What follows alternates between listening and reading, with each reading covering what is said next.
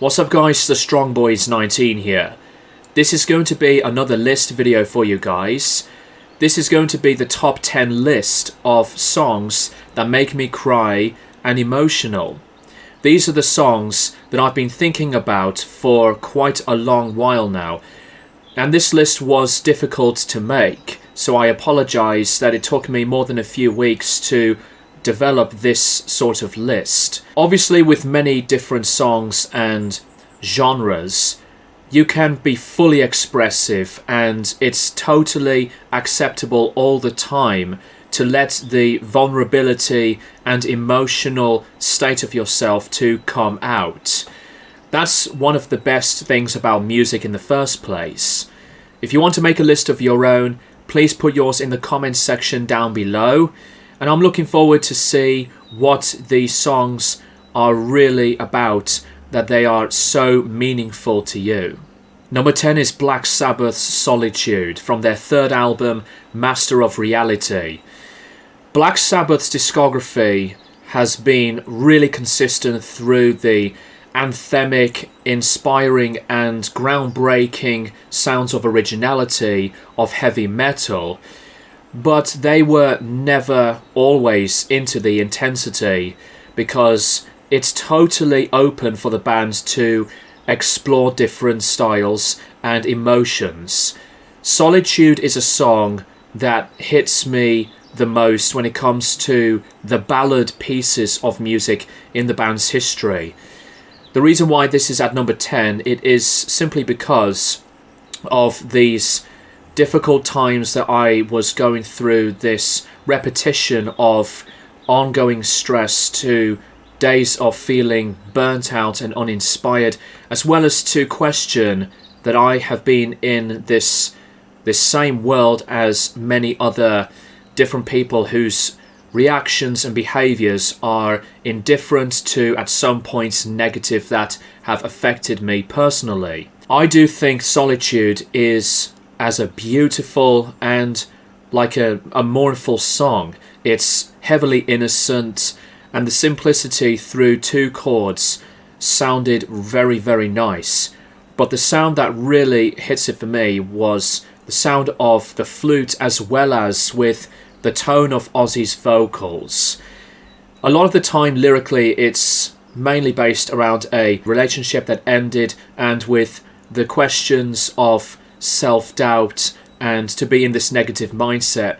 But I do find it as emotionally deep for the relevant meaning as to why this song is something that I see as my favourite Black Sabbath ballad.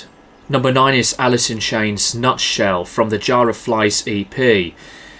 I always thought Alice in Chains had been one of the best bands of the 90s, but what made them incredibly powerful is not only through the sound of the instrumentation, but it's the lyrical content that is not condoning, but as relevant universally. Addiction is a very difficult struggle for many, and obviously with the lyrics experiencing Lane Staley's very tough addiction, really strong piece of music, as well as its whole imagery of the lyrics. The sound of Lane's vocals is still striking, and the instrumentation is as stunning to listen to. It has to go to the MTV Unplugged version that would get to me. The Jar of Flies version of the song is still fantastic, but with its slower pacing and the darker, mournful acoustic version of that live album, I think that one would be like the definitive version of the song. And I would go as far as to say that Nutshell is the darkest song of the 90s. Number 8 is Aretha Franklin with You Make Me Feel Like a Natural Woman. I have to put Aretha Franklin in this list because while I have cherished and still do cherish Aretha Franklin as potentially my favourite female vocalist ever, alongside Joni Mitchell, Aretha Franklin is one of my most favourite musicians of all time, not only through the beauty and the power of soul music, Aretha's voice is still extraordinary and, breathtaking to hear. Angelic and mesmerizing vocals that I will always feel something in the heart. This is from the Lady Soul album, and I will never forget this moment. On the day she passed away, I did decide to listen to this album because it is a classic and one of her very top best. But when this song came on through the speakers, I could not stop crying. I was crying my eyes out for at least 10 to 15 minutes. That really shows how important Aretha Franklin has been to me through my journey of music. And it's one of those instances where it's not only through the sound of the music, but it's with the human expression and portrayal, incredible voice that Aretha Franklin had and still has. It's so touching for me. Number 7 is The Cure and Nothing Is Forever from their latest album from 2024, Songs of a Lost World. This was one song I did not expect to include in this list, but it did, personally, because of the lyrical content, melancholic sound that The Cure's music had been famous for. It's just the sound of Robert Smith's vocals, and with the understanding of what the lyrics are about. It's an incredible album with a lot of the lyrics that deal through the personal difficulty to move on the passage of time, as well as with the continuation of mortality. Robert Smith's vocals have been fantastic. The whole album to me is near perfection. I could have put in the opening track, but it has to go to And Nothing Is Forever. A lot of people would maybe see the final track on this album as the most emotional, but And Nothing Is Forever, as soon as I was listening to the album more than a few times, after my first full listen, I was crying my eyes out almost as instantly. Number 6 is Slipknot with Danger Keep Away from the Volume 3 The Subliminal Verses album. It's a song that didn't hit me when I was getting into the band, and yet it was nostalgic because I remember listening to how heavy Slipknot was at the time.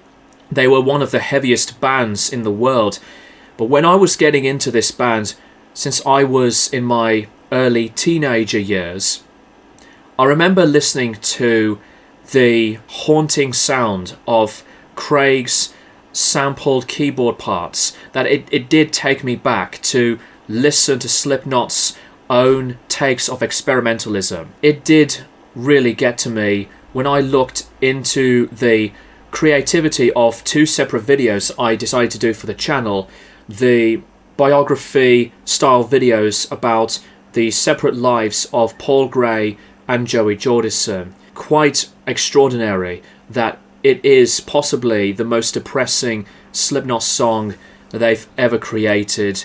So I would think this way in the future when I listen to this song. It didn't hit me at the time when I was loving the band, but in the passage of time and through the history of the band, especially to reflect about both Paul and Joey, it was included in these songs that was, just heavy for me to digest.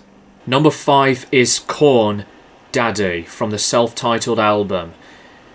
Not only this album has been known as a crowning achievement and a pioneering one for the nu metal genre, the history with this song is far too disturbing to go into. When I listen to the song now, I couldn't help but to feel this sudden urge of growing anxiety.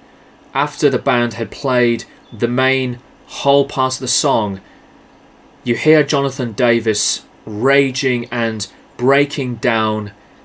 It's just too much for him. Jonathan Davis's life has been a traumatized, scarring one. And for me, being a lifelong Korn fanatic, I still send a lot of the love and admiration for Jonathan to this day. He was never afraid to open up and to let it out. As Ross Robinson wanted Jonathan to get his emotions out, Jonathan nailed it. He's one of those extremely sensitive but vulnerable and brave performers in metal history. How deep the human part of a musician can fully express. Number 4 is Johnny Cash, Hurt, from his Man Comes Around album as part of his American Covers series.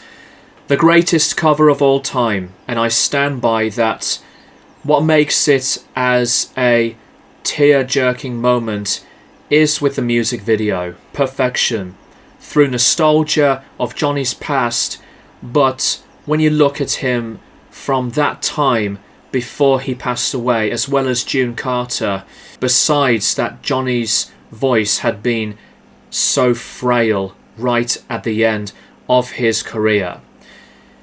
What I loved about Trent Reznor's compliment was it felt so real, and it was just an honor for me to see one of the other amazing experimental artists to say something like that to an important and as legendary and iconic singer-songwriter.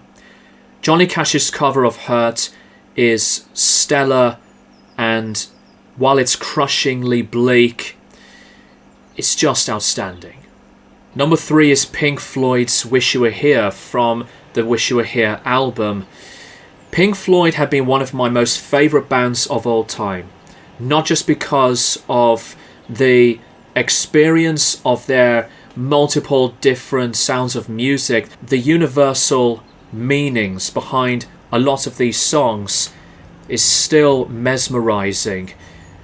With this song, Wish You Were Here, not just my favourite Pink Floyd song of all time, it's one of my most favourite songs ever. I would be moved when I was thinking about my grandparents and to listen to different versions of this song, like the Live 8 version back in 2005 or the Pulse live album version, when it starts with the acoustic guitar and then the lead guitar intro, and with its universal meaning, why this song still resonates with people. It's special, one of those moments when you listen to a song that's dedicated to a loved one, like their former bandmate Syd Barrett. It's a dedication song to anybody else as well. That's really the greatest thing about this song entirely. So Pink Floyd's Wish You Were Here, to me, is one of the ultimate ballads and one of the greatest songs ever written. Number 2 is a song that could have been my number 1. It could have been the one that made me cry the most. But I put this at number 2 because obviously there's one other song that actually hits me the hardest. But this one is for family connection. Number 2 is Roy Orbison, You Got It. Roy Orbison's voice is just incredible and stellar. One of my all-time favourite musicians, to be honest. I put this song at number 2 because You Got It has been my favourite Roy Orbison song, and my granddad's favourite musician was Roy Orbison, and sadly he passed away from cancer. I will never think of this song the same way again, because the last time I heard this song was at the funeral. As soon as the song came on, literally after like the first 10 to 15 seconds of the song, I was a mess. I was a mess, and I just couldn't help myself with this song. Not only it is, like I said, my favourite Roy Orbison song, it is one of the classic ones that will take me back to the fun times that I had. Pretty Woman was my granddad's favourite song, so I owe Roy Orbison a lot, and I mean a lot, to think about the memories that I have cherished. Number 1, this is the main song that breaks me down all the time, crying endlessly, even way before the song was finished. It's from my second favourite album of all time, from my favourite musician. Number 1 is John Lennon's God, from his debut solo album, to credit his name, Plastic Ono Band. Obviously, Lennon did create a few albums before this, but this still counts as like the proper debut album to start his solo discography. This was really the final song on the album until we hear the very old recording of a less than a minute song of My Mummy's Dead. Never escaped my number 1 spot. The separate sections of the song lyrically, the reason why I cry the hardest to this song is because of the honesty. The honesty was very real with this song, and it was at the time a shocking part of lyric writing when Lennon said, "I don't believe in Beatles, I just believe in me." I'm thinking about the song now, actually. Sublime through the simplicity and the chord arrangements, the piano and Ringo Starr's brilliant drumming. I'm hearing Lennon's voice now. I'm getting goosebumps. It's chilling for me to talk about the song. The honesty was the highlight on all of the album itself. I could have picked something else from this album, like with Mother or Love. Never ever felt so moved and felt something so incredible before on a song like this. God is the number 1 spot for me. It's the song that made me cry so hard. That's it, guys. That's my list of the top 10 songs that make me emotional, to moments of these songs that make me cry. I almost felt it quite hard when I talked about that Lennon track, but I persevered. Please let me know what you guys think of these songs in the comments, and like I said at the start of the video, share your list. Thank you guys for watching, and I will keep you guys posted for more videos in the near future.